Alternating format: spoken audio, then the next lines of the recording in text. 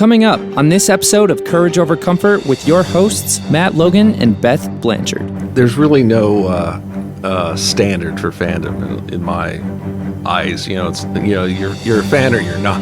You kind of had to be there, just how big it was at the time. They've been able to sustain it all these years. But Yes. in the 60s, there was a phrase, the Bond, Beatles, and Batman.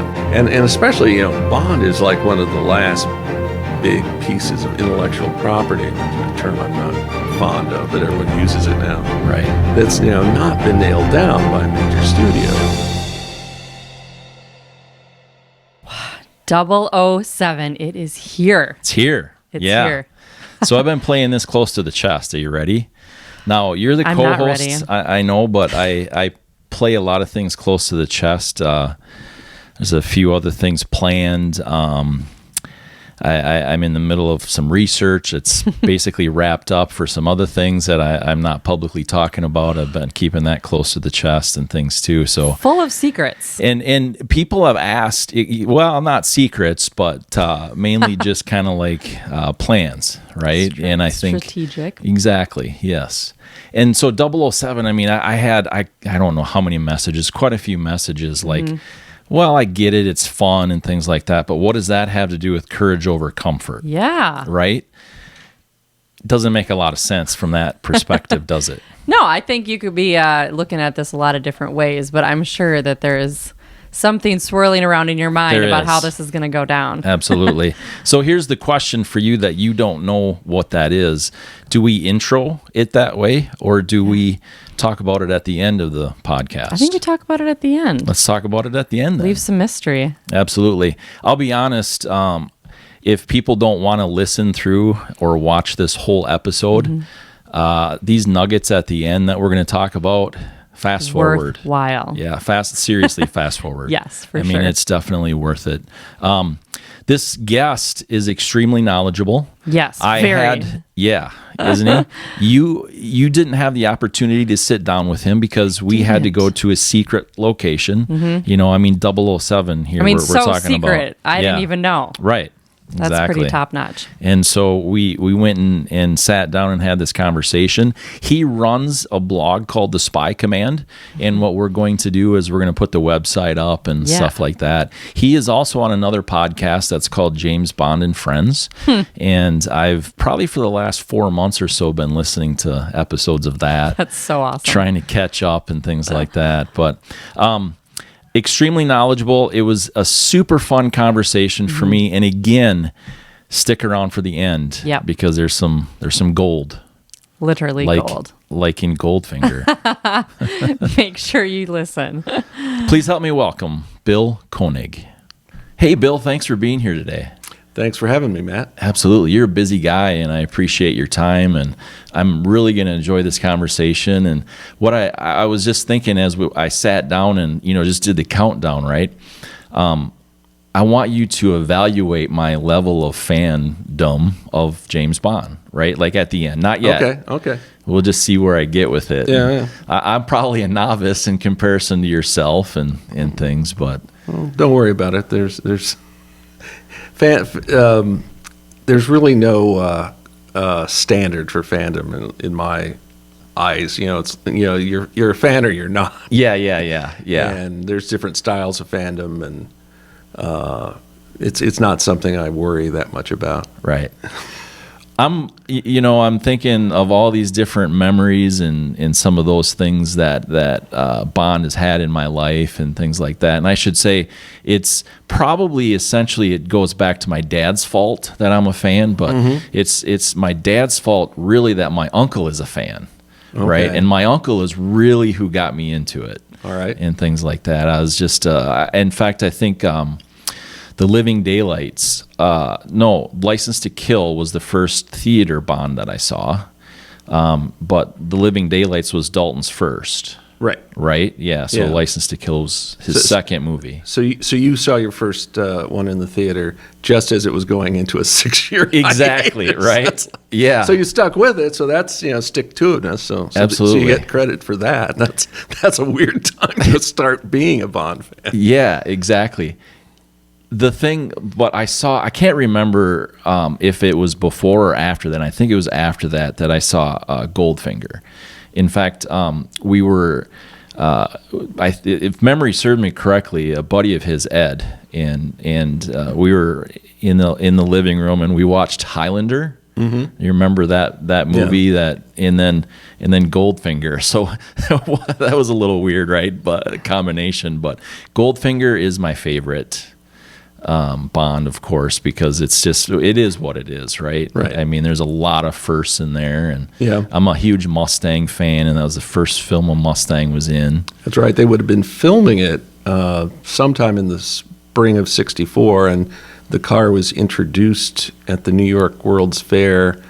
I believe it was April of '64. So, in fact, something I don't know the answer to is I wonder if that Mustang in the movie is like a street legal car, if it was like a advanced prototype, because Ford sometimes in other entertainment endeavors, you had a car and it was not necessarily street legal, and the actor driving it had to be real careful. No kidding. Yeah, I didn't realize that. Yeah, another one of my interests is a show called The FBI, and okay. Ford was the. That sounds familiar. I'm not sure I've seen it. It ran for like 9 years. Okay. And in the end titles, the star Ephraim Zimbalist Jr. is like driving a Ford product around Washington. And anyway, I've read and I think I can spot it. That, he said sometimes they were not street legal cars. Really? It's like, and they would ship something and. It was like he had to be like, at least sometimes he had to be like real careful. Like it's gonna fall apart. Yeah, it could. It was. So anyway, bring it back to Bond. I've wondered if that Mustang in Goldfinger was a street legal car or not. I don't. It might not have been. It's that possible would make it sense. Yeah, that would make complete sense. Interesting. And then of course the Aston Martin. Right. Did I say that right? Yeah. I call them Aston Martins. I don't know if that's the right word. But that's you what hear I call them. A bunch of different, right? I mean, some go to the specific model name. They'll call it the DB5 or whatever. Yeah. But, yeah. Which back then would have been an actual DB5. Yeah. I don't think they do that anymore since even in, was it GoldenEye had a DB5 again, right? Yeah, but that might have been an old one. It might have been an actual? It might have been. Okay. I'm under the impression it was. In the movie coming up, No Time to Die, they are, some people don't like me referring to them as this, but they're replicas because they've got carbon fiber bodies, they have a BMW engine, they have newly designed transmission. Basically, because we can tell from the trailer there's a lot of stunt driving involved. Yeah, right. So I think I have no criticism of them doing that at all, but I just for accuracy's sake refer to it as a replica because this is not an antique car. It's a sort of purpose built movie stunt car. But they're not producing them. No. It was they made like 1,000 or so. Yeah. In 64, 65. Sure. In there. So wow. No, they have not been. They've not been making DB5s for quite some time. Or replicas. Not until now. They're also. Is that like a production replica? It looks like it. I mean, they're also. This is basically for people, I guess, have more money than they know what to do with. They're making a limited run of up to, I think it's 25 or so of these DB5 replicas with gadgets like bulletproof screen and stuff like that. But in the fine print, they're not street legal. So if you buy, and they cost, I've seen the price in pounds. I think it's like around $3.5 million. No kidding. And so you spend that much money and you can't drive it anywhere. You have to if you're going to drive it, you got to rent a track or closed driving circuit Right. or you're just a car collector and it's going in your along with your other collection. But Just have too much money at that point, Yeah, really, yeah. right? I mean, if you can't drive it. yeah, and and I think there's obviously not working. I think there might even be like little machine gun Yeah. thingies that don't actually shoot, but Right. Wow. Wouldn't that be something to own? Have the money to own something like that, right? Right, Like yeah. that's. I'm sure I'll never be there, but that's like play money. That's Right. like I'm gonna get ice cream at McDonald's or something. Play money for people Yeah. like that, I'd imagine, which is fun. There's nothing wrong with that. And now a quick word from our sponsors.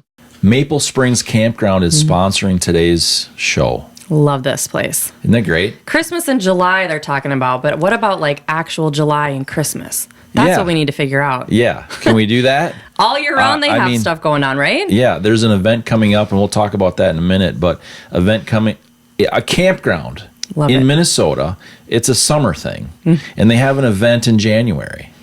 Why wouldn't Isn't you? that great? They're That's creating a fantastic. community. I love that. Yeah. And so they also, what's unique about them is they have this place in the campground for horse people. And they're like a whole people, right? They are. My They have mom's their one own of those group. people. She's actually camped down there with her horse. Wow. So they have this area set they up have where you can sleeping have bags? horses. That's a good question. I'll have to ask. don't I'll know. get back to you on that. We'll have to look. Right.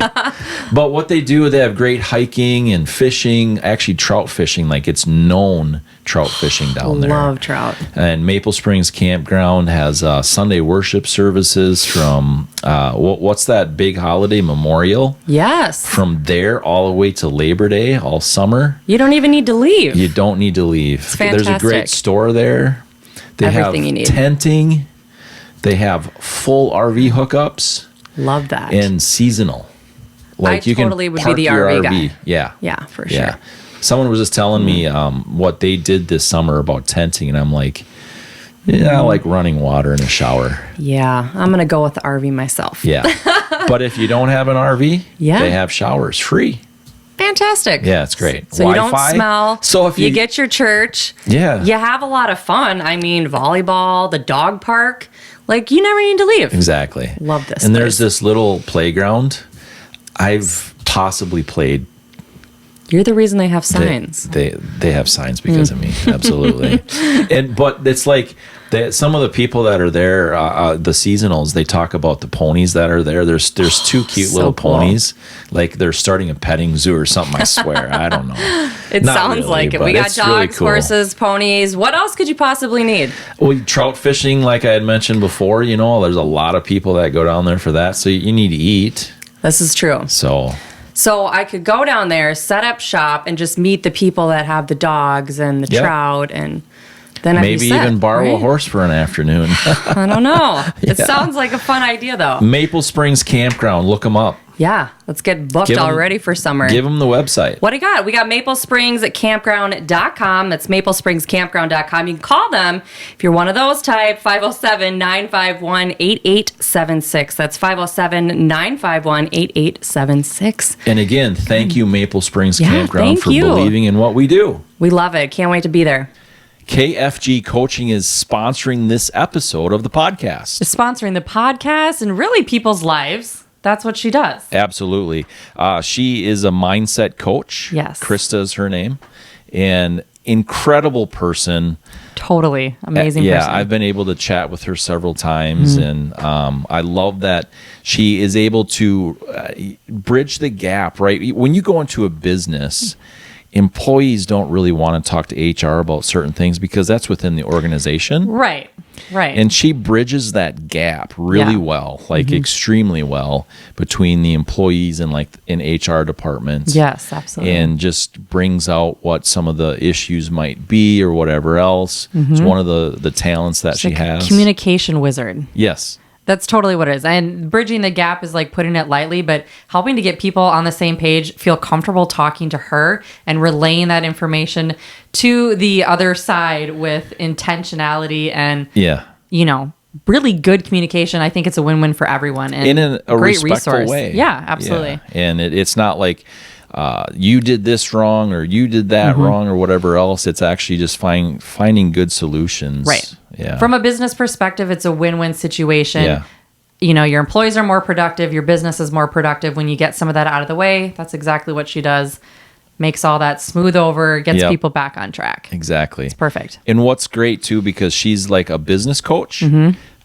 She also is a certified trainer. Like Yeah. this is what she does.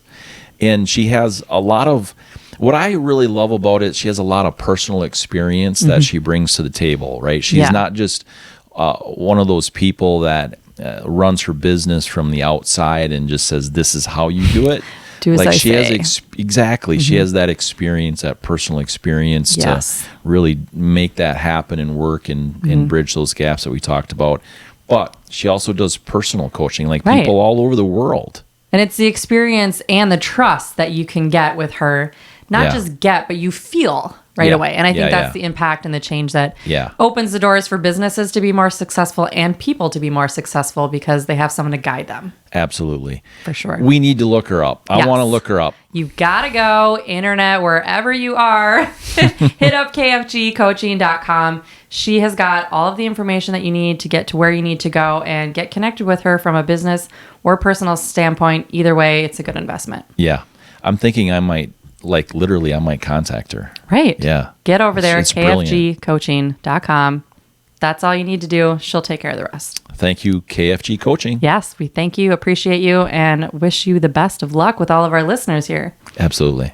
And now, back to the episode. Ford did that GT, the Ford GT, like a contract, I understand, you have to drive them. Have you heard that? No. Yeah, that you know that old replica of like the old GT40. They Yeah. call it the Ford GT. Oh, yeah. Yeah, they have to like sign a contract where they have to drive it. You can't put it in your garage and keep it. No, I didn't know that. Yeah, you should look at that. I don't know the exact details, but Again, yeah, another car that's outside my price range. Yeah, So right, I exactly. Yeah, researched it. yeah. Yeah, I remember in the 2000s they were making GTs, and then they stopped, and then they resumed again, I guess. Yeah, they did, exactly. So you have to drive. That's interesting. I didn't know You that. have to drive them.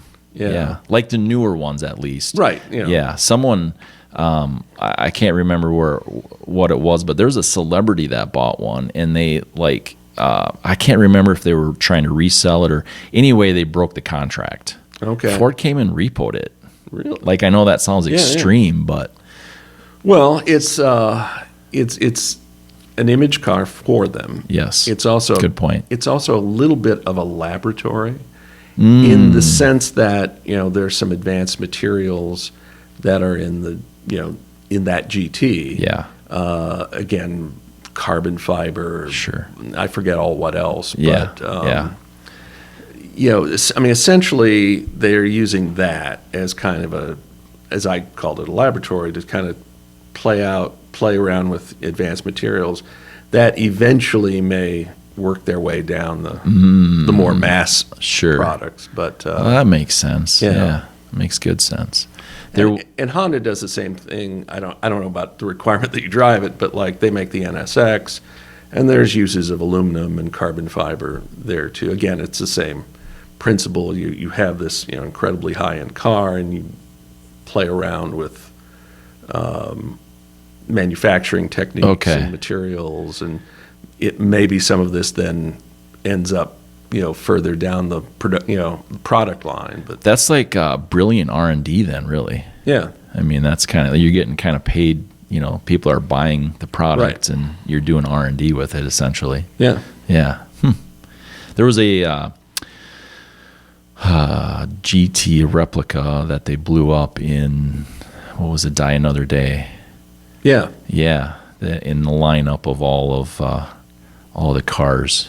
Yeah, Die Another Day is an interesting deal. So at the time, Ford owned Aston Martin. Right. They owned Jaguar.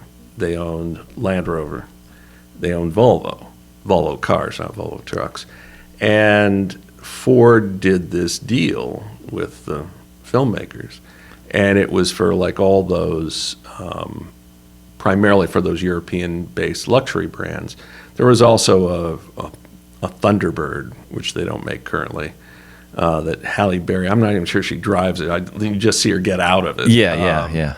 So that was in there as well. So Yeah. that's So you have in the pre-titles, the villain's got a car collection, and it's like he does. a chance for Ford to show off all of them. I didn't even realize that. I guess I knew that you say that they did own them, but I didn't think of it that way. Yeah, no, Yeah. it was a pretty comprehensive deal. Yeah. And then Ford was then they were involved with Casino Royale Yeah. because the first car you see the Daniel Craig Bond drive is a Mondeo. And that is not street legal either. That I know. Okay. Because it is in the possession of something called the Ian Fleming Foundation, which has a number of Bond vehicles. Okay. And as my understanding is, the foundation doesn't actually own it. Ford still owns it. But it's like on this, essentially a long-term loan. Sure. I think the thinking is if something ever happened to the foundation, Ford would want to get it back and make sure it didn't fall into, hands because, obviously if it were in a wreck or something, and especially a non-street legal car, Exactly. that could cause problems. So, For sure. So that's, but yeah, it's like a long-term loan. And it's I'm not sure what the body's made of, but it's not. I've seen the car. And Oh, you have? You've been there? at the Ian Fleming Foundation. Nice. And it's. I suspect. Yeah, I know it's not street legal. And I suspect if it were in a wreck, it would be pretty nasty. Right. That makes sense. What's your favorite Bond car then? Oh man, I have to think about that one because there have been so many. I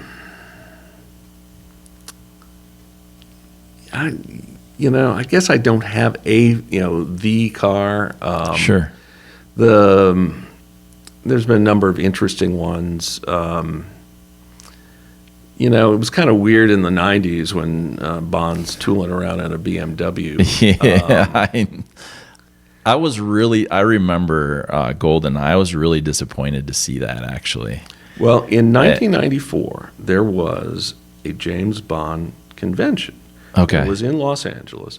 And they hired... There was a James Bond convention. Yeah. Okay. And they hired a company that had put on Star Trek conventions.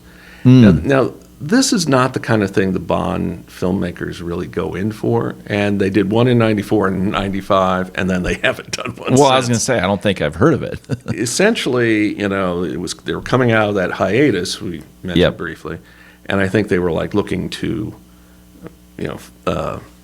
get rekindled interest. Sure. Obviously pre-internet, and that was a good way to, Anyway, what I was going to say was, at the end of that convention, it was a one-day event, they had a video. Here's stuff to look for in GoldenEye. And they said, we're going to have the newest Aston Martin. Well, that car never made the movie. Right. Because what happened was, at the last minute, the studio decided, they weren't going to get much in the way of promotional bang for the buck with Aston Martin. Yeah. Because it's a niche, car company. For sure. And even though it was owned by Ford at that time, so they did a deal with BMW. Apparently between that convention and the start of filming in January of '95. Yeah. And of course, you look at the car, that particular BMW model, it's hardly in the movie. Right. They don't really have a car chase. Yeah. They didn't have didn't have a car chase, but they had the Ferrari and the DB5. Right. Kind of that fun thing at the beginning. Yeah. And then you had the tank chasing after the bad guy's car, but that's supposed to be in Russia, and it's little. Yeah, it's not it's not really a car chase. Quote unquote. Yeah. Cool. Well, as a part of the thanks for being here, we're talking about cars before we transition. I wanted to give you this. I kind of looked up. I don't know. I'm just going to put this on the camera for a minute, and both cameras here real quick. But I came across that, and that was kind of a different, unique thing that a lot of, there's a lot of things that if you collect things, you find that are really common and things like that. I want to go a little bit outside of the common thing. Okay. But add it to your collection, give it up to someone who might appreciate it, whatever. But that's part of the thank you for being here. Oh, sure thing. Yeah, appreciate it. A couple other things too. So okay, we'll let the anticipation build, right, Bill? Yeah. No. So I have a son named Pierce. Okay. Born in '96. Okay. And so, is there a correlation? Pierce Brosnan came out in '95 as Bond, right? Yeah. Maybe a little. I'm not that big of a fan though, but yeah. I was actually driving in the state of Wisconsin, and I came through, saw a really cool looking sign for Pierce County. Okay. And so I get a lot of grief for that one. Pearson, you must have named him after Pierce Brosnan and stuff like that. Maybe there's a little influence, but it was really that cool sign in Wisconsin. But that's just fun Bond stories, right? Okay. Yeah, there you go. Yeah. Who is your favorite Bond? What and like, you are deep into we'll get into that later, but you're really deep into Bond stuff.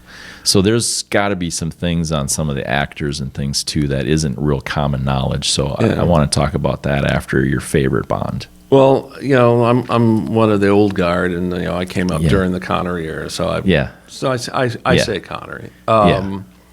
There, you kind of had to be there in terms of just how big it was at the time.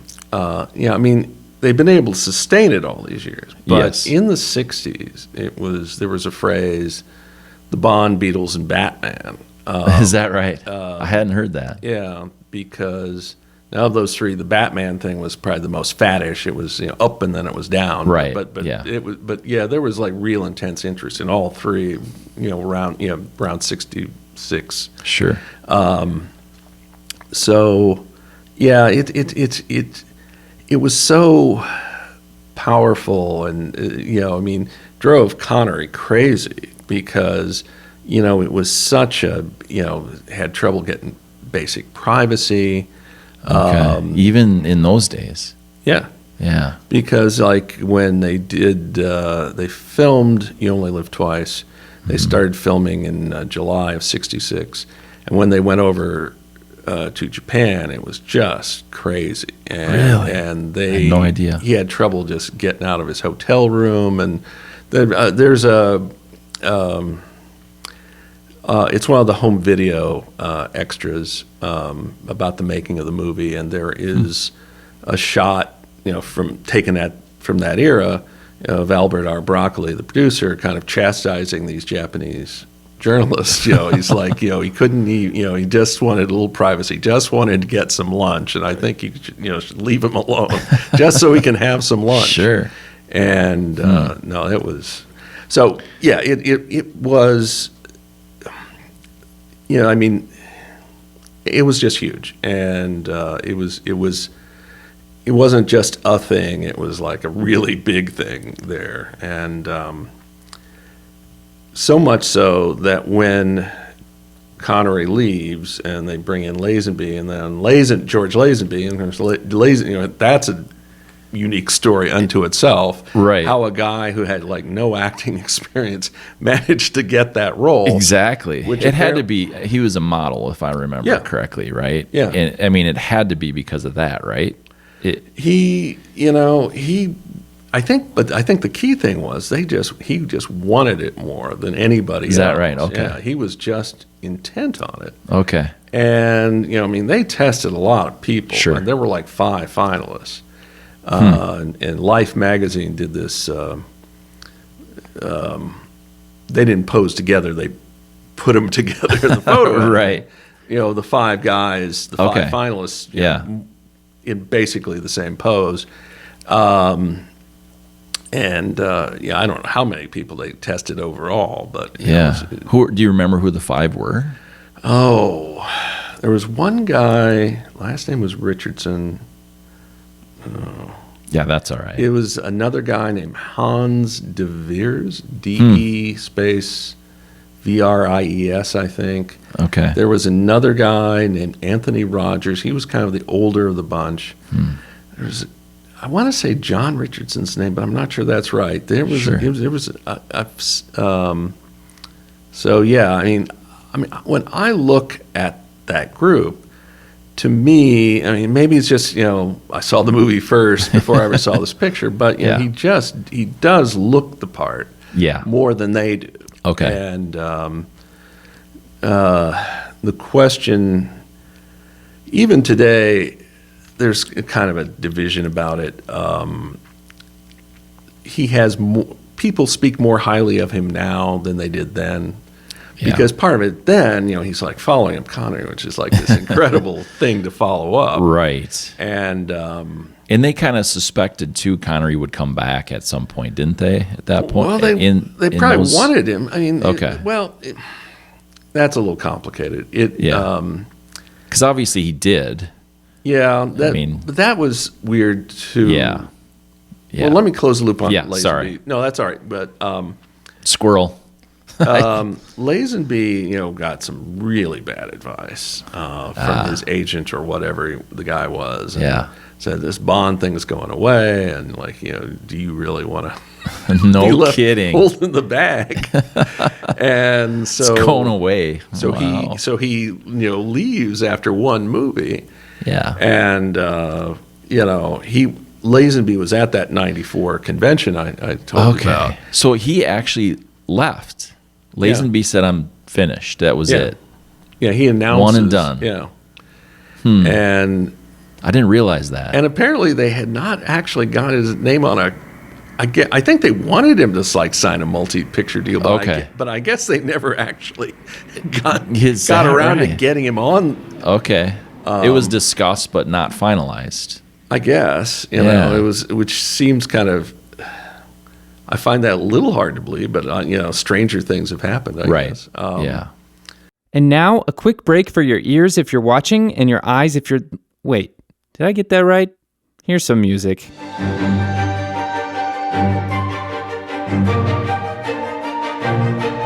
And now back to the episode.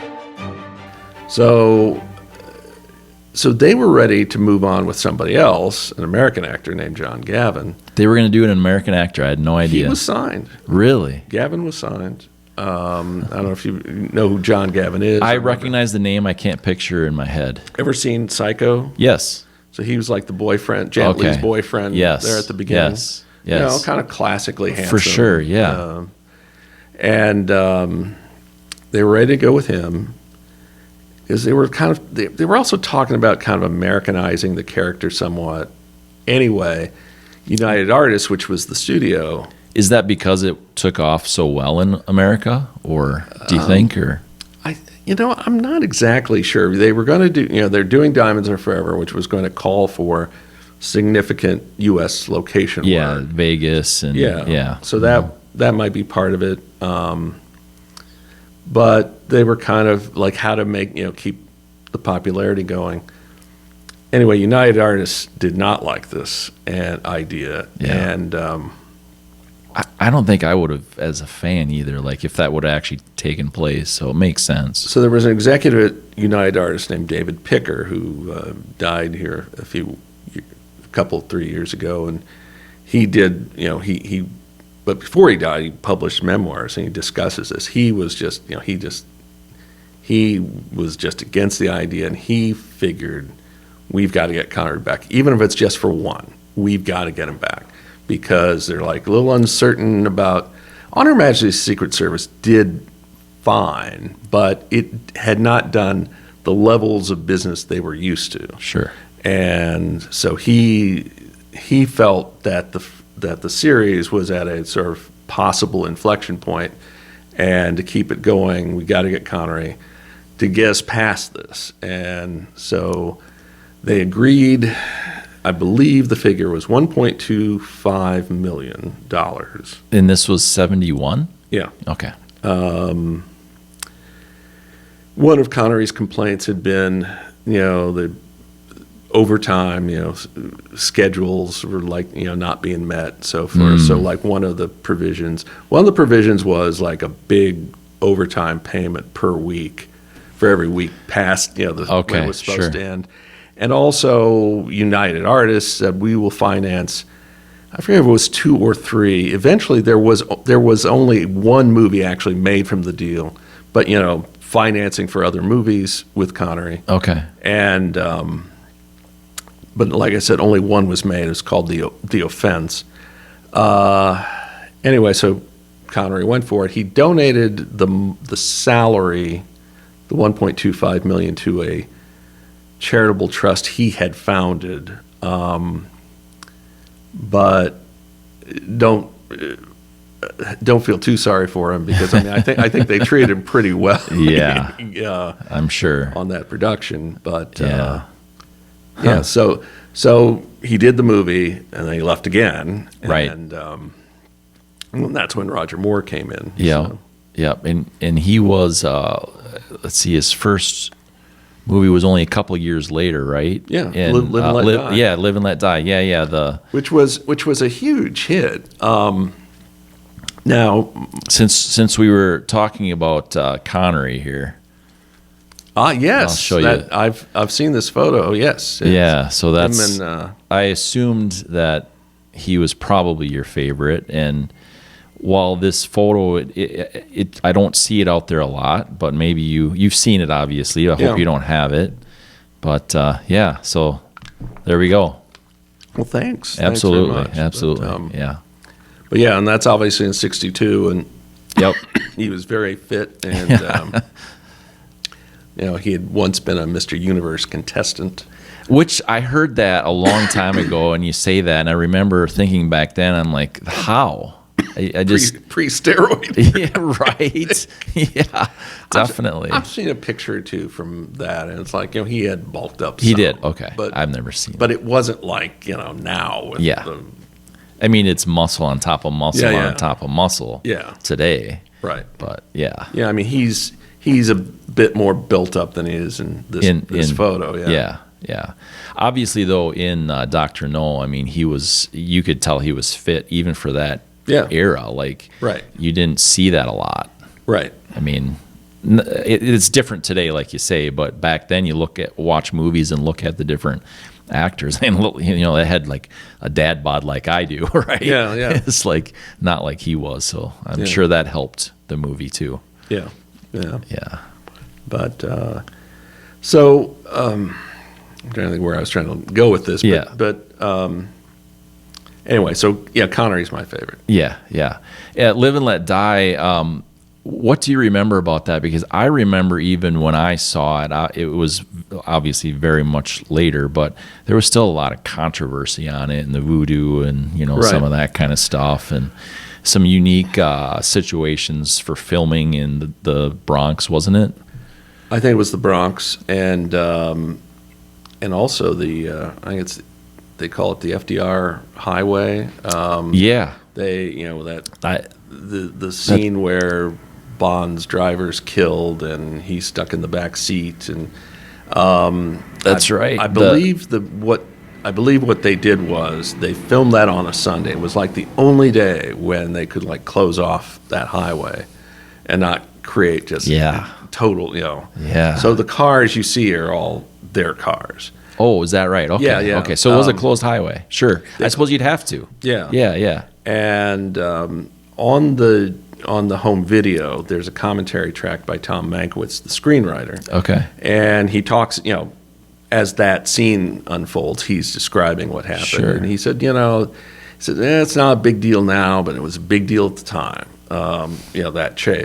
That sequence. And, so there was that. But the other thing, of course, was John Barry, the composer who had done all those movies in the 60s and Into Diamonds, was not going to be there this time. Okay. And Paul and Linda McCartney wrote the title song. Yeah.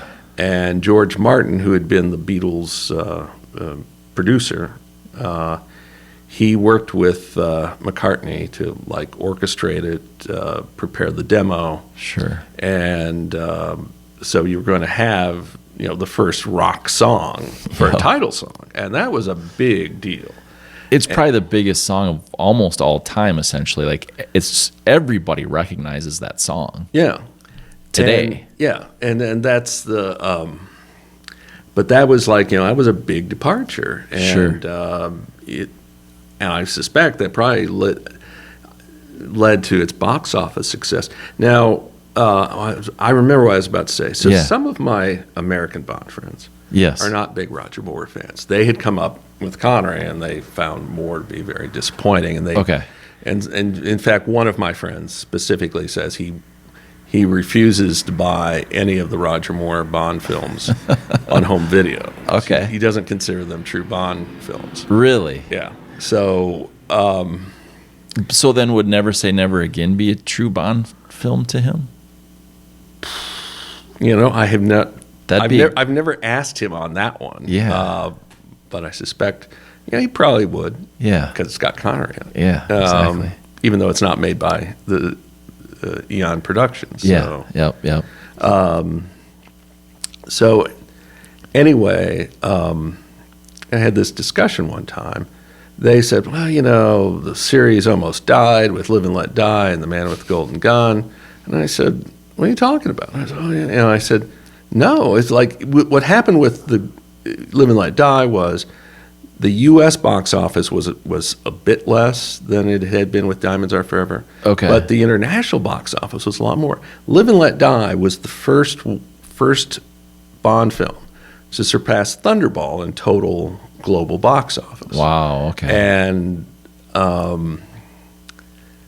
then I said, but then they said, well, that's, inflation. I said, well, it doesn't matter. It's like, You Only Live Twice didn't beat out Thunderball. Right. On Her Majesty's Secret Service didn't beat out Thunderball. Diamonds Are Forever didn't beat out Thunderball. Right. Live and Let Die beat out Thunderball. Right. So that was also probably the U.S. box office was probably less of an influence in terms of a Bond film. That was kind of the beginning of that.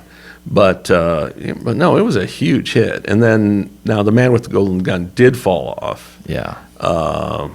And I don't think that was all that terrible of a movie now today as a fan, I guess back then perhaps it was pretty horrible, but I guess to me it was, it was kind of a different villain, right? He was pretty calm and collected and things like that. And so it was, and very professional villain and things, I guess. But so I was very entertained by it. I really like it. The sumo wrestler scene where he grabs, he's grabbing his butt cheeks to try to get away. That was a little bit, where'd that come from?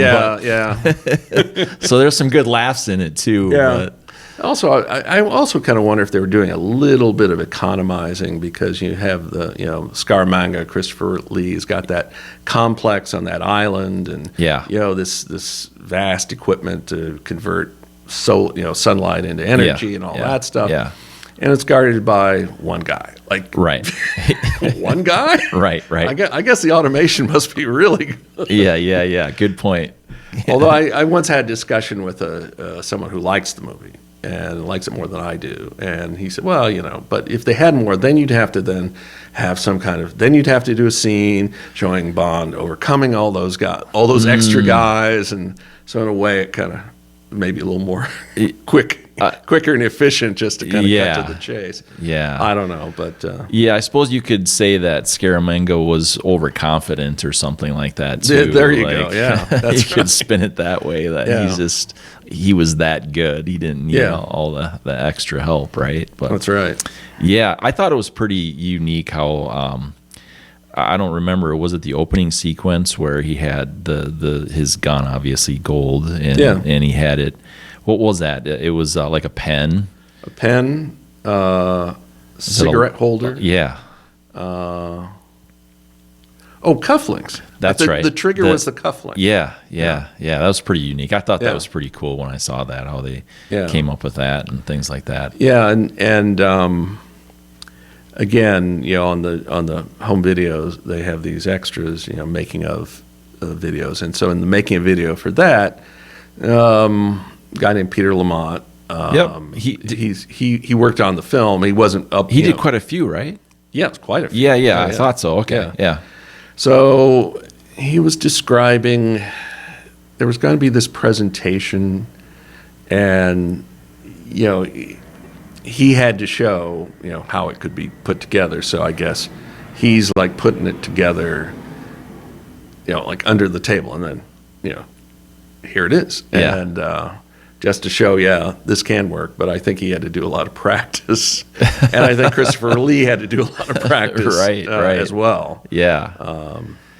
And that the Man with the Golden Gun had the that scene, the car that turned into an airplane, where it now help me out here, where the bridge, that's the Man with the Golden Gun, right? Yeah. The bridge that kind of was all busted up and it turned. It was like, what if you're not watching on YouTube, I'm trying to describe with my hands the infamous slide whistle effect. The origin of that was there was a guy. There's like the twist in the bridge. Yeah. What that was, that's what it was supposed to be. It was really, ramps very built for that specific angle. Correct. Because there was a guy, he had this, he and his guys had this act, where they they drove a car at the ramp, and it did one complete, like a football spiral. Okay, the car does one complete spiral, lands on the other side. Yeah. So they got hired to transfer that act, that thing, to the movie. Yeah. Thing. Right. but that stunt. I should say. So Jay Mulligan might have been his name. Anyway, that was unique. Yeah, he was on. He's on that video, making a video. Okay. So he passed away a number of years ago. Sure. I mean, it was amazing, and it was done for real. They really did do it. Yeah.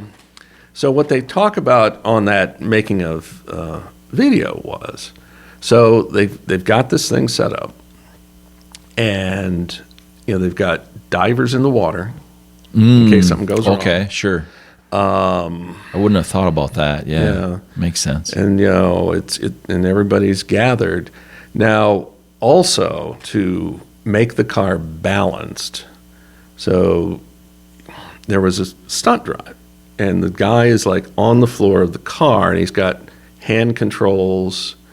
They've got a dummy Bond and a dummy sheriff. Sure.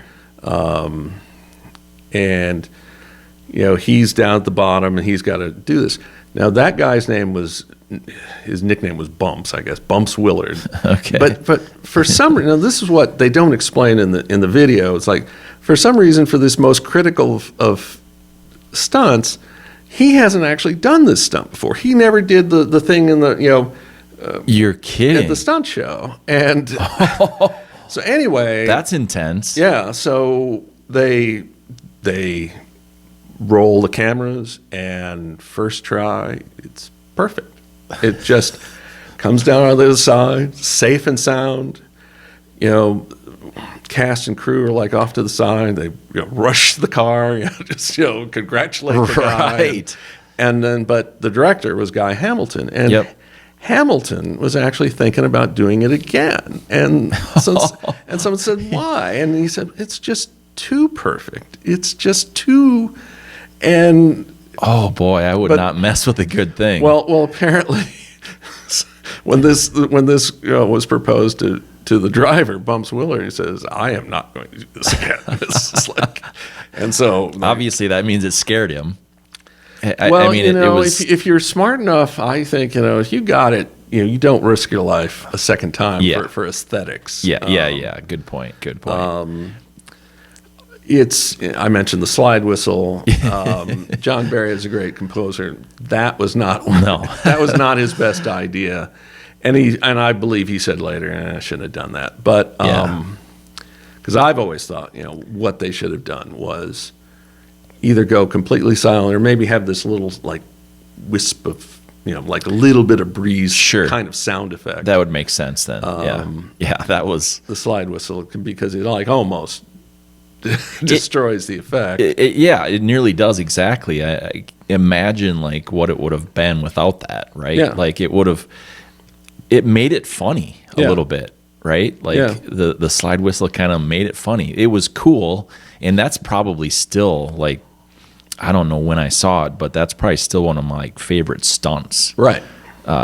In any Bond movie. It's just cool. It's totally remarkable just that somebody Yeah. could do that and do it perfect on the first take. That's just It is. because that was in the video, Christopher Lee was interviewed, and he's recounting. He's just at one point he's got shaking his head. He said he could have easily been killed. Sure. Easily. And he's the one who's telling the anecdote about them approaching Guy Hampton. I will not do it again. And he tells that story pretty well. So Yeah, that's cool.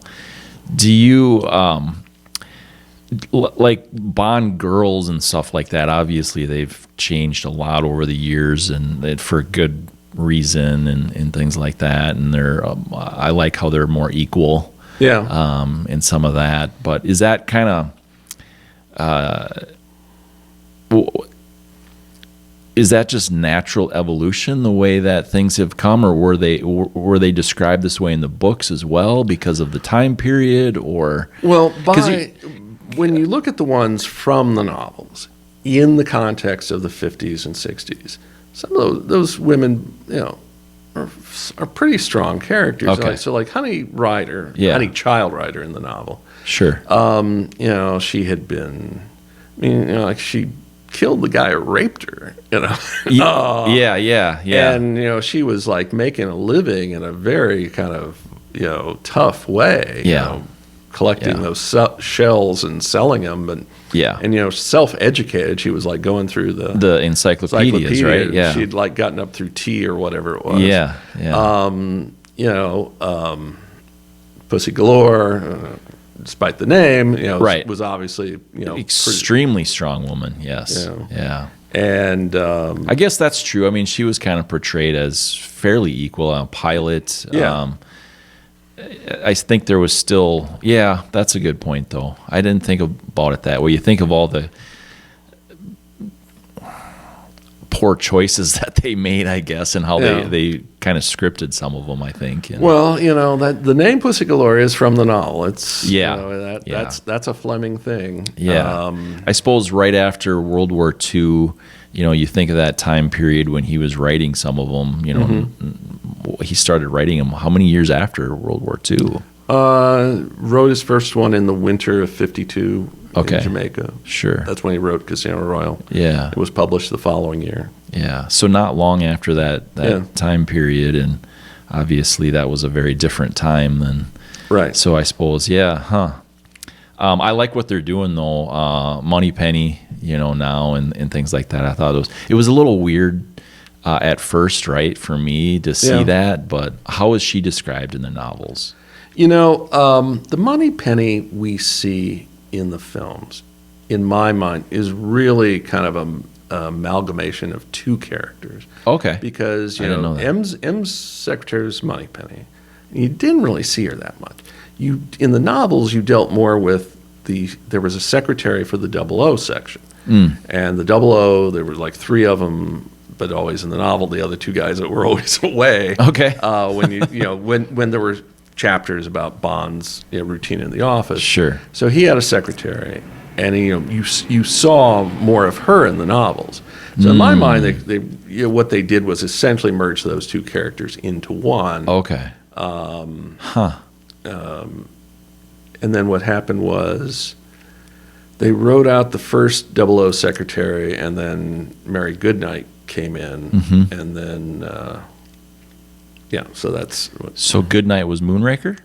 No, Goodnight was might have been on Her Majesty's Secret Service. Okay. I can't. That's Moonraker for some reason comes to my mind. I don't know why, but Moonraker was like in novel. It was like the third novel. So this, the change from the first 00 secretary to Mary Goodnight was in the 60s. I want to say it was on Her Majesty's Secret Service, but I guess I have to double check. Right. Yeah. Fun. And now, a quick break for you to think about all the things you love in life, like Skittles. I love Skittles.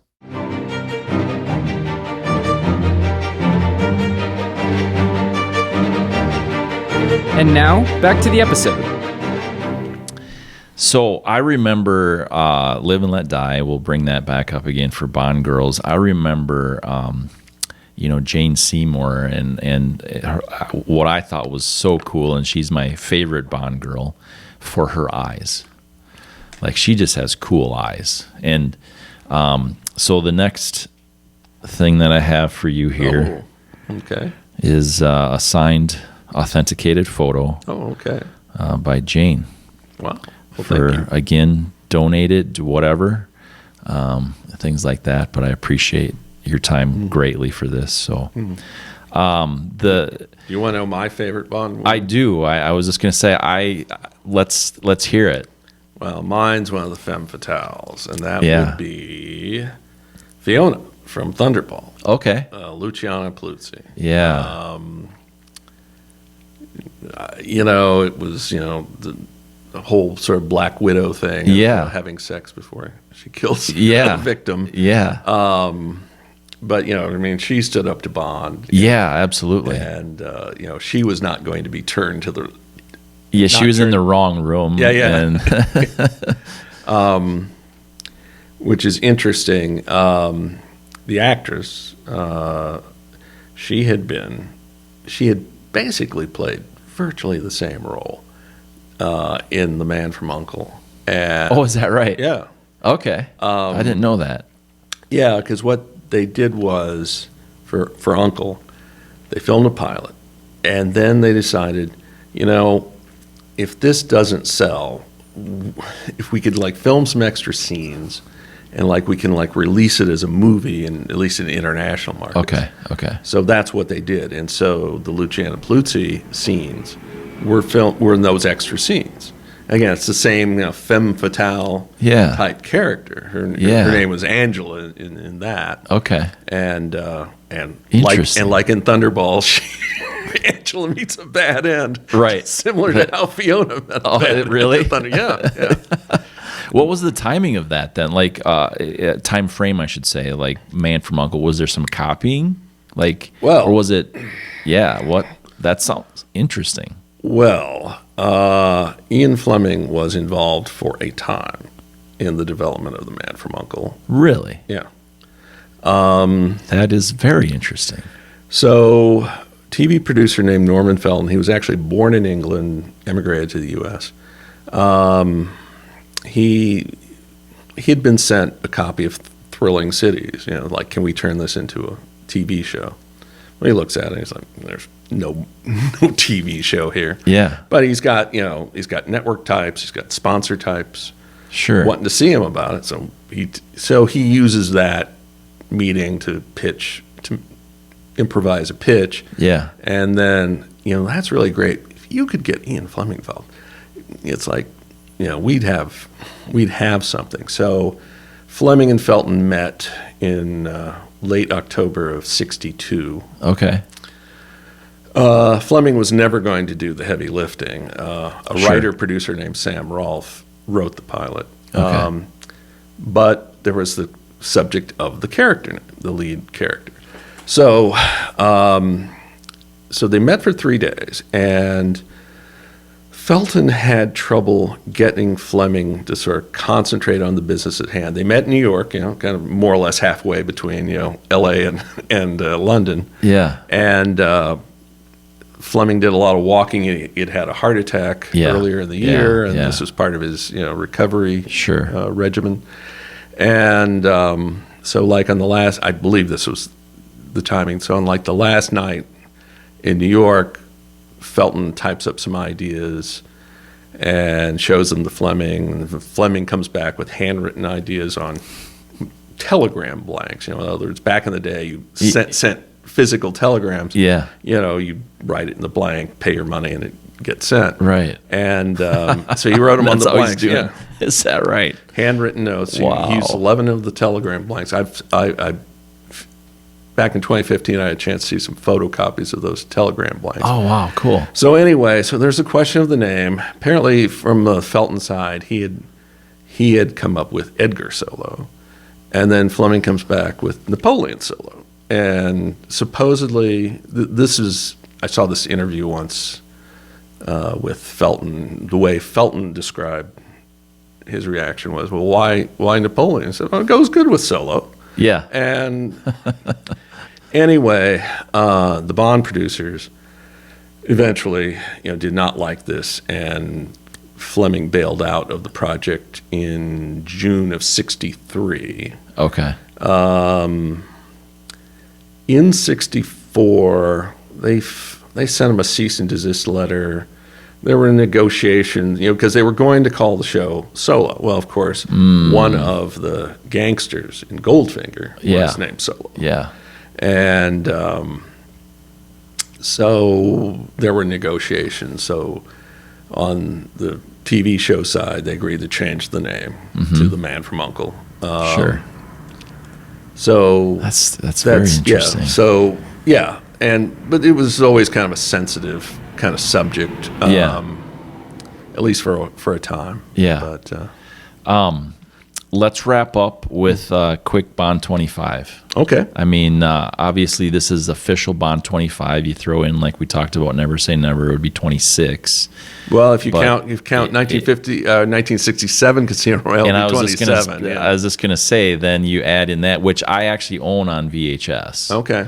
And stuff. So I've spent 100 years since I've seen it, so I don't remember it very well. But anyway, yeah, that's a whole different podcast to talk about that one. Yeah.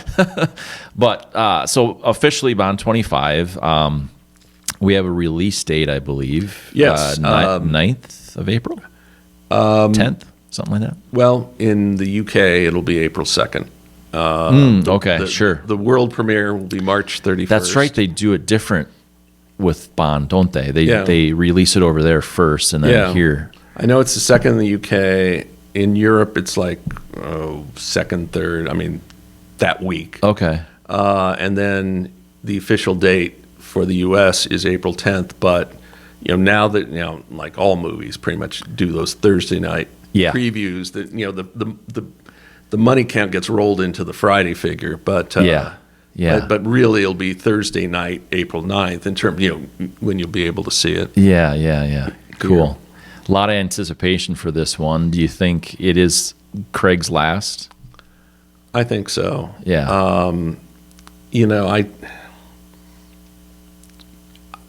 Part of it is because I just have this feeling the next one's not going to happen real quick, and right. Yeah. I just don't, and the studio is MGM. MGM isn't the MGM of old. No. And it has some issues it needs to deal with. Right now, there was a report within the last few months that supposedly Apple was kind of sniffing around about maybe buying them. I had seen something on that too. Yeah. To get content for their streaming channel. Again, we might as well go back to cable, right? I mean, all these the streaming thing was cool when it was just a couple of them, right? And now you're going to spend $80 a month anyway. Might as well just go back to cable. Yeah. But anyway, I digress. Yeah. So So MGM has some issues, and I think Eon Productions has some succession issues. I mean, Michael Wilson is he was he's the stepson of Albert R. Broccoli, half brother to Barbara Broccoli, and he just turned 78. Okay. How much longer is he gonna want to do this? And if he steps down, does he yield to Barbara entirely? Sure. And here's the other thing: you never know. And I'm not predicting this is going to happen, but when people start offering you billions of dollars, yes, do you say yes? You start selling your art at that point a lot of times. Yeah. Well, and again, George Lucas sold Lucasfilm, and Yeah. he sold it for $4 billion. He Yeah. sold it for $2 billion in cash and $2 billion in Disney stock. And supposedly he hasn't been happy, but when you got when you've been paid off, right? Kinda, Yeah. and again, I'm not saying that's going to happen, but Yeah. but you have to acknowledge it as a possibility. I mean, Yeah.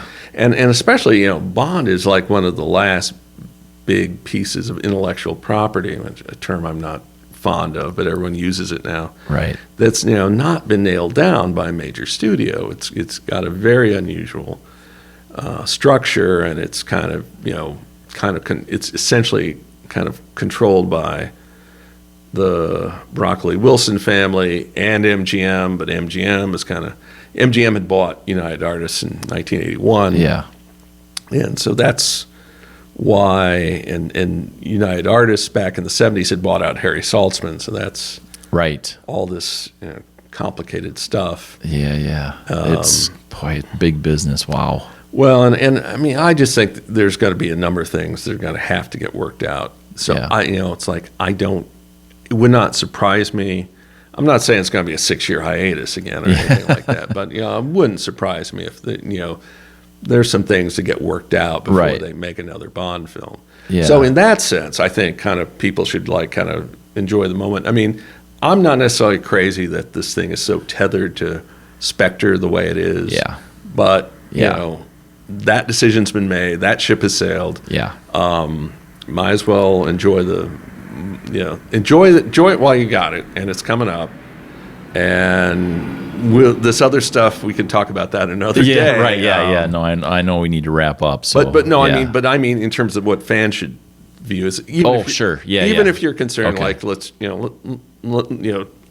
enjoy the ride, even if it's not the Bond movie you would want. It's it's been 4.5 years. It'll be Right. 4.5 years by the time it comes out. Right. We'll see when the next one comes out. So just roll with it for now. if Yeah, you're a enjoy. fan. Yeah, absolutely. Enjoy the moment, like you say. Absolutely. And I've tried to honestly stay away from really hearing much about it or seeing much. I haven't even watched the trailer yet. Oh, Like okay. I'm like I just don't want to because Yeah, I yeah. agree with you. I don't like how it's tied to Spectre so Yeah. much, and I'm like, well, I'll just go in and be entertained, Right. And I'm a fan, so I'm going to go to it. Yeah. And I'll probably several times. And maybe I'm just rationalizing. I mean, the other thing is like, okay, so it's tethered to Spectre, which was not what I would have done, but maybe there'll be some kind of visual flourish. Maybe there'll be some kind of twist, or in other words, something I don't know. Yeah. Something I'm not. I won't know it until I see it. So yeah. yeah. Fun. Last question that I had in mind, obviously we're in the Daniel Craig era. Do you think he'll go down as the best Bond of all time to date? My opinion, I'll give you my opinion. Okay. I think that, like your buddy Sean Connery, that's it. Yeah. There's people that I know that Roger Moore, that's it, right? Yeah. Like that's it. To me, that's a little closed-minded. Yeah. Because it's like, well, this spans, what is it, 58 years now, 57? 58. Yeah. Yeah, and so I mean, you're talking about very different things. This is Bond is not an actor. Yeah. Right? It's just not an actor. So I think that if you weigh them out, I think he'll probably go down as the best Bond ever. He's just good. Yeah. I really enjoy him. Sean Connery's probably my favorite also. Yeah. I mean, I shouldn't say probably, he is, just because of how it was launched back then and in the phenomenon that it was. And, there was just nothing really like it. So that's my opinion. Well, we talked about this, as you know, I'm sometimes on the James Bond and Friends Yeah, podcast. in fact, that's my last thing. I want you to spill out how people can hear more about you and things too. But there's something we talked about on the most recent episode as we record this. With the Craig era, there's always going to be a kind of a what if sort of thing. This has nothing to do with him as an actor or anything. Yeah. It was like with all the delays and stuff, he'll have been Bond for over, let's see, for 15 years. Yeah. Right. 15 solid years. Yeah. I mean, he was announced in October of 2005, and we're now in 2020. Yeah. But he'll have done 5 and 15. There was a 4-year gap between Quantum of Solace and Skyfall. You now have this 4.5-year gap between Spectre and No Time to Die.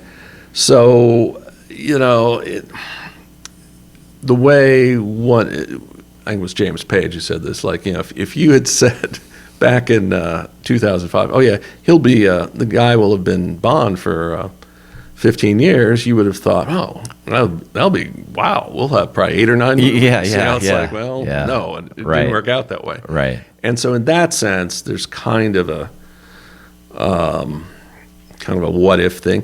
One thing also, to me, I think they overdid a bit, was this whole thing about Bond is not Bond yet. So Casino Royale's, an origin story. Yes. They turned it into an origin story. They rebooted, started over. Yes. Okay, that's fine. Yeah. But then at the end, they finally turn on the James Bond theme. It's okay, he's James Bond. Yes. But then Quantum of Solace, well, I guess he's not quite James Bond yet, because now they've kind of like reverted. And then, but by the end, that was confusing. Yeah. Yeah. Then by the end, he's James Bond. Yeah.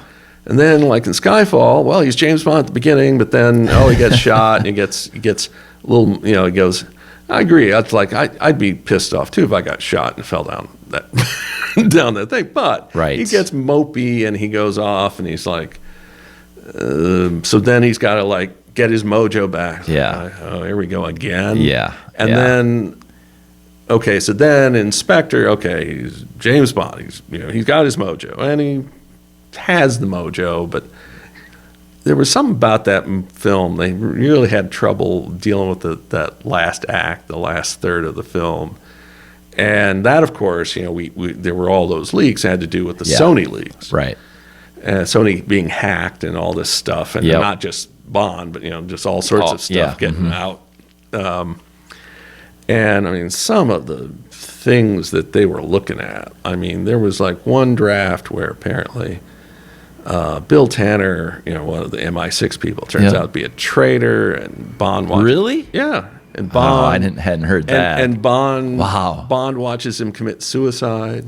Like, what? Who thought this was a good idea? No kidding. Yeah, I'm like, well, that was good that didn't happen. But like, what are you guys doing? No kidding. There were some. Well, and then also having to make Blofeld. They get the rights of Blofeld back. They bring it back. It's like the guy is supposed to be the world's greatest villain. He doesn't need to be James Bond's foster brother or whatever. Right. Whatever that relationship is. I saw it in the theater. Yeah. And I literally went back to the next showing just to catch that scene again. Like, did I understand that correctly? Yeah. Right.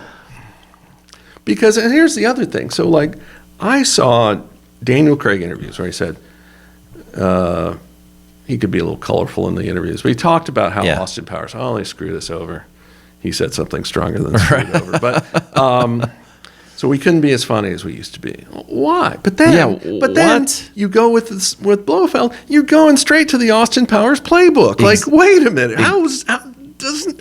who thought this was a good idea? Yeah. And I just have this image in my mind, whatever the meeting was, somebody in a position of power like decided this was a good idea. Nobody spoke up. Right, boss? Good point. Sure. Yeah.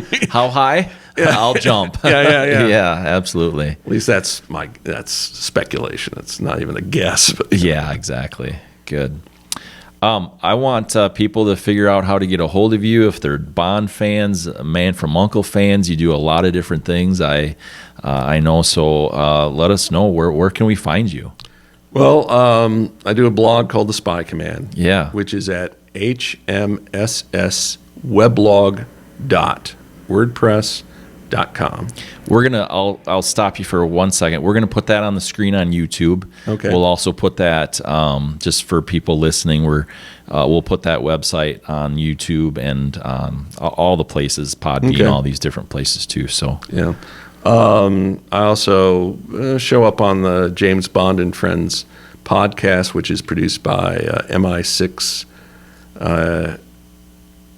Is it a dash or hyphen? Anyway, I'll look that up. MI6 HQ. Yeah, I'll look it up and I'll put them on there too. I show up on there. Yeah. And, I also have a website for The Man from U.N.C.L.E. It's just called The Man from U.N.C.L.E. Episode Guide, and it's pretty easy to remember. It's Uncle Episode Guide. Yeah, uncleepisodeguide.wordpress.com. Okay. And I'll even toss in one more. The FBI Episode Guide. The Yeah. The FBI Episode Guide.wordpress.com. So. You're a busy guy. Well, the two episode guides aren't, they were like, creating them was the thing. It's Okay, now, sure. The occasional stray update, but you don't have to really Yeah. do This is too a lot much. of good information you know. out there.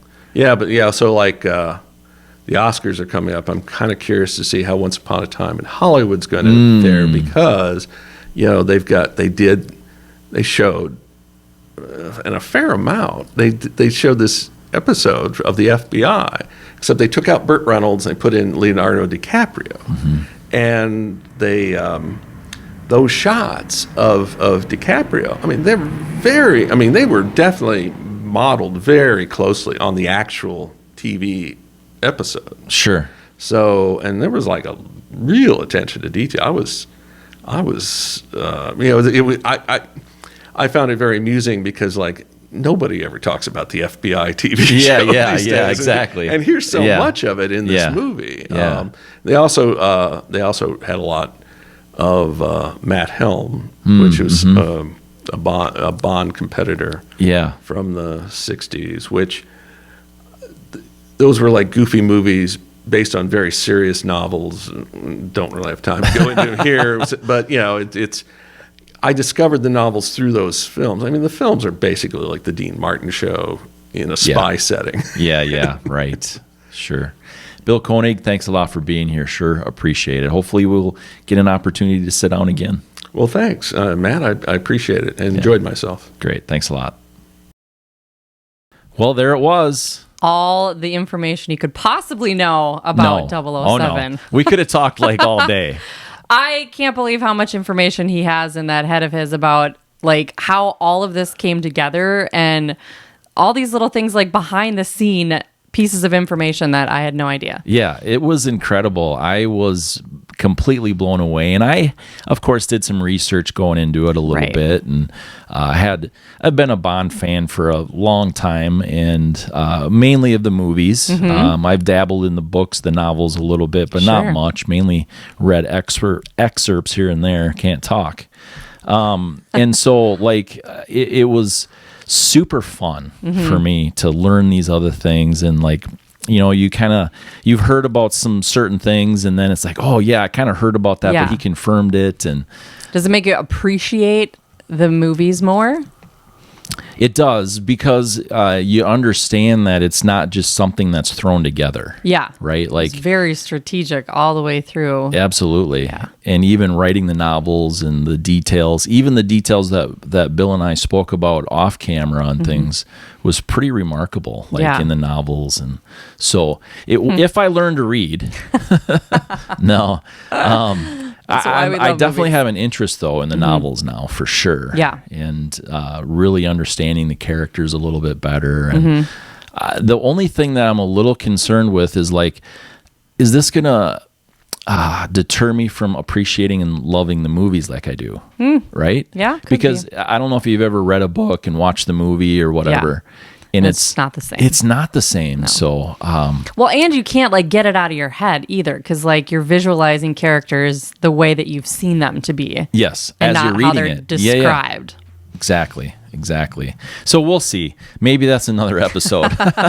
Maybe report back on that. Right. Maybe Bill will want to hang out with me again. Probably not, but just hopefully you do, Bill. But I'm a deep thinker. I'm a processor. Like even some small decisions, I generally don't make the same day. If it affects anything, I'll think about it overnight and things like that.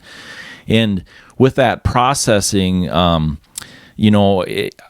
kind of promoted this as, hey, 007 episode is coming up and things like that. And I did realize after labeling the first episode 001 that, hey, we're going to get to 007, but it wasn't just a, hey, let's have fun with this. I thought, well, why would we do this? Why would I come up with this idea? And the reason for that is in November, I think it was the 9th or something, I did briefly look it up. I believe the 9th of November of 2012, Skyfall came out. Okay.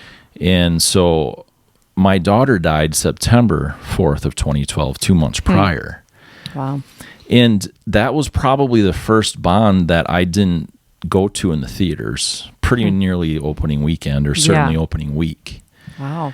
And so the realization that I had back then, not now, but why we're doing this now is that I was in a place that I didn't know if I should be happy and enjoy things like that again. I was in a place that you felt a little bit guilty when you did. Totally. And, smile and have fun. And, there was 7 months really that were just insanely crazy in my world. And the realization that we have to come to when these challenges and these things happen, my comfort zone was feeling sorry for myself, being sad, and I had to have the courage to break out of that, right? Yeah, that's a total that it's okay. cycle, yeah. That it's okay to have fun. It's okay to enjoy these things.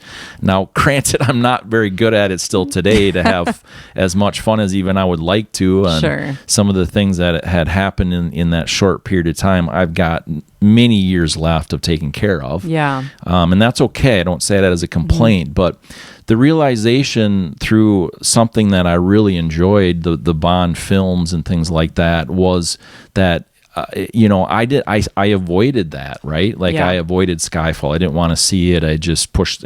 People were asking to go and all these other things at the time, and no, I can't. That's wrong. I was thinking and things like that, but it's not. Right. We need to understand that we need to go through processes and we have to do the grieving and we have to do the whatever, but that it does need to be a process. Yeah. That we can't get comfortable. Not built in a day. Yeah. Right. We can't get comfortable in any position that we're in life. I totally agree. And so, there's a lot of depth, I feel like, to courage over comfort. I'm not sure if I want to call them conferences yet or conventions, but the Courage Over Comfort conference / conventions that we're working on. There's so much depth to what this is, and I just hope people will understand that when you're comfortable, whether it's you're happy comfortable, that's not really a good place to be either. We need to continually challenge ourselves and try new things. Yeah, totally. And then when we're on the other end of the spectrum, when we're in grieving moments or when we're in the loss of a job that we had for a long time, we have to understand that we need to continue to take those steps. Yeah, I think it's an ongoing choice. And I think that's the thing that people forget. In that zone of comfort, whatever that may be, good or bad, it is a choice to stay there. But the only way out of that is to be intentional and choose something different. And that's choose happy. Yeah. Sometimes you have to choose that. And it doesn't just come naturally. The comfort just begins to be its own cycle of the same thing always. Exactly. I had ramen for a long time, right? I mean, that was my reality, right? And that's okay to have those moments, but and not that there's anything necessarily wrong with ramen, but the point is that was a place of survival. Yeah. And I sent something to you actually a while back about and I should have brought it up. so he could look at it. But you know how there's those different modes but successful people, you know, they're thinking about the future and growth and things like that. And and people that are in those modes of survival just aren't thinking those ways. Right. And it's a perpetual cycle. I mean, you know, for me this year, one of the things on my vision board is the Tough Mudder. And it's 10 to 12 miles of pure hell from what I've seen. But, you know, they have a 5-mile option, you know, and I chose it because I know it's going to be a challenge, but I could run 5 miles without really, really trying, you know? So I'm like, why would I choose something that I know that I can do already? I picked the 10 to 12 because that scares the hell out of me. I don't even know thoughtfully how I'm going to like get through that, but I need to put myself in a place to train, you know, to reach for something that is out of my comfort zone, that is out of my current state.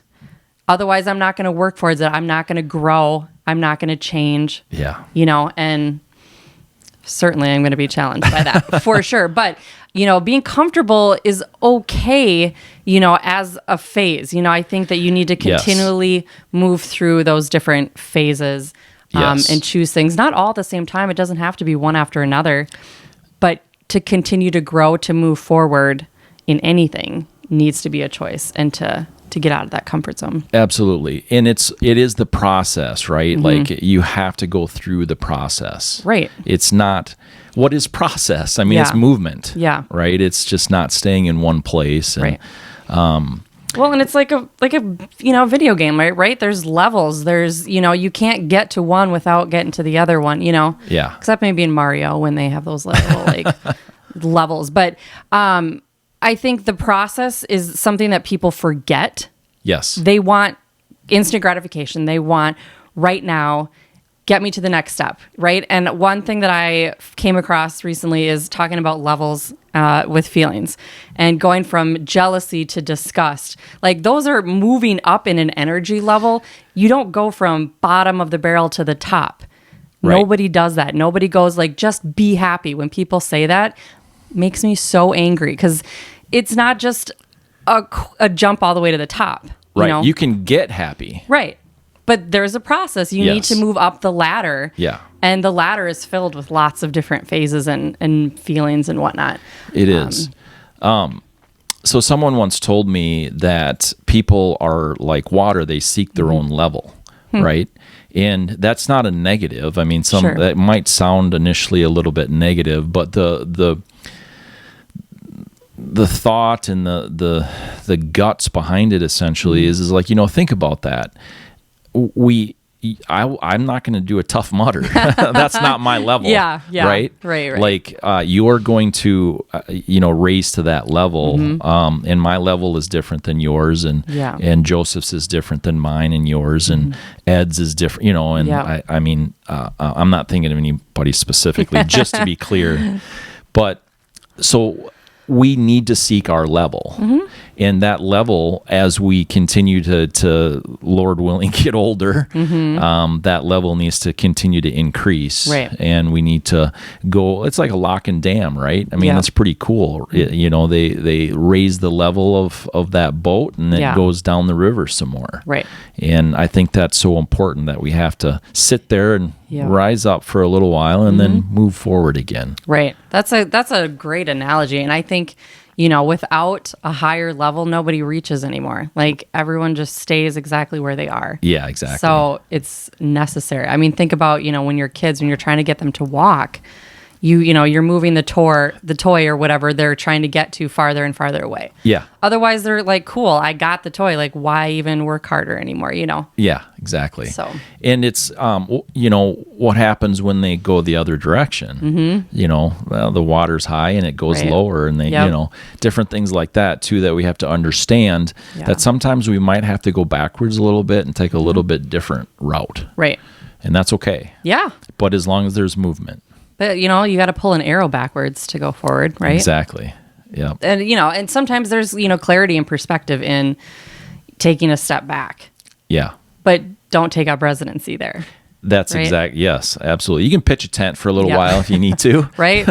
Grab Make a drink sure of it's not a very water. nice tent. Yeah, right. I mean, but that's the thing. Like, don't get too comfortable. That's what Yeah. people say, because comfort breeds more of the same thing. Yeah. Yeah. Or complete inability to move. Yes.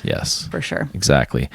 So this for me was that this 007 James Bond themed episode. Well, for me was fun. Yeah. Right. It brought back a lot of difficult memories. It brought back a lot of joyous memories. All these things that is just part of life, and that we need, and it's okay. We need it, and it's okay to have those moments. Yeah. That do bring you joy and also bring you grief. Right.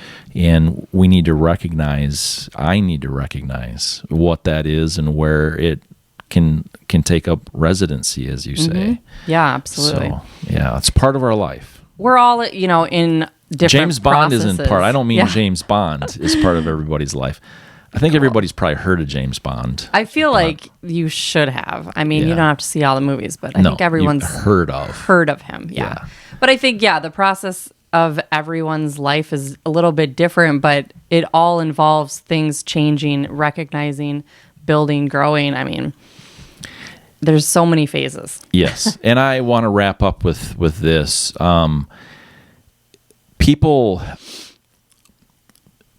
it's very difficult sometimes to share something, right? Like it's difficult to share how we feel about something if it's negative or whatever, and things can be taken out of context. Well, that's kind of why we're here, right? Yeah. Is so that people can say, I identify with that. Right, And so totally. I can share this, right? It's not sharing them per se, but it's sharing this, Right. Maybe there's some James Bond fans out there that want to share this episode. Yeah, totally. Just click on the share, subscribe. There's, like I said, there's a lot of depth to this, and there's a lot of cool things happening. Right. March 5th, tell them about March 5th. We are going live, loud, big community event coming up on the 5th of March, which is Yes. going to be here so quickly. But it's really an opportunity to engage with the community Yes. and be entertained, have fun, ask questions. Yep. We're putting it out there live because it's important for us to connect with people, for people to connect to us, and also be connected. I mean, there's so many things coming out of this event that are going to be great. Absolutely. And I'm pretty sure on March 5th, we're going to be able to announce the date and location of the first convention conference. We're going to have to work on that name. We'll have to figure I know out we a have cool to figure title. out like I'm so conference to me sounds a little bit more like you got to do homework, and this there will be no homework. Yes. Right. We're not going to make people write things down, and we're not going to make people Unless you're like me, that you write you everything can write down. your own notes. Yeah. But like a lot of conferences that you go to, it feels like it's educational. Yeah. And granted, I believe that this is going to be educational in Yeah. the sense of it'll help us through life. Right. In fun ways and challenging ways and entertaining ways and maybe some tears. Yeah. Just to challenge us. Maybe like So, Courage Con, like Comic Con, like Yeah, that stuff exactly. sounds fun. It's Yeah. cool. Yeah. Yeah. We'll have work to on that. Yeah. So don't miss it though. But in And the meantime, you have to subscribe and Yeah. you can stay up to date with all of that. hit that share button. Yes. Yeah, we appreciate it. We appreciate it so much. Sharing is caring. And we're out. See you next time. Love it.